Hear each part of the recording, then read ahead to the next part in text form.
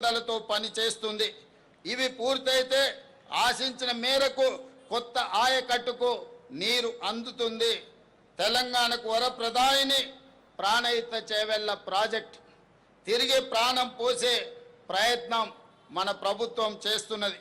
మహారాష్ట్ర ముఖ్యమంత్రి గారికి గత సంవత్సరం నుంచి చర్చలు చేస్తున్నాం, లేఖలు రాస్తున్నాం. వారితో చర్చించి తుమ్మిడిహెట్టి బ్యారేజీ దగ్గర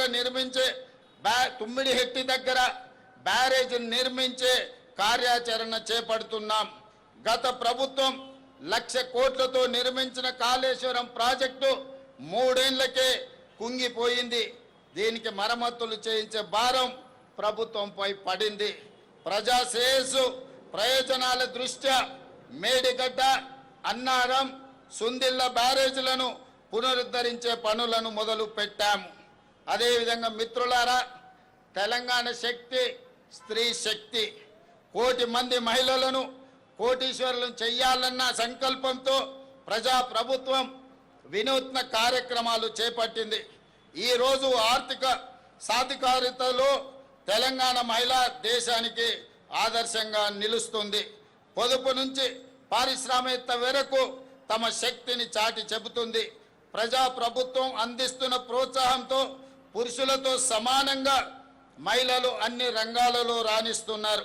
మన మహిళా సంఘాలు ఇప్పుడు ఆర్థిక శక్తి కేంద్రాలు. ఆడబిడ్డలను పారిశ్రామికవేత్తలుగా తీర్చిదిద్దే క్షేత్రాలు. బ్యాంకు లింకేజ్ స్త్రీ నిధి ద్వారా ఈ సంఘాలకు 1,00,000 కోట్ల రుణాలు ఇవ్వాలని లక్ష్యంగా ప్రభుత్వం పెట్టుకుంది. ఇప్పటికే 60,000 కోట్ల రూపాయలు సున్నా వడ్డీ రుణాలను పంపిణీ చేశాం.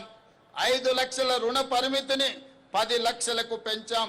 ఇందిరమ్మ క్యాంటీన్లు, సౌర విద్యుత్తు, పెట్రోల్ బంకులను మహిళలను నేడు యజమానులుగా రాష్ట్ర ప్రభుత్వం అవకాశం ఇచ్చింది. 1000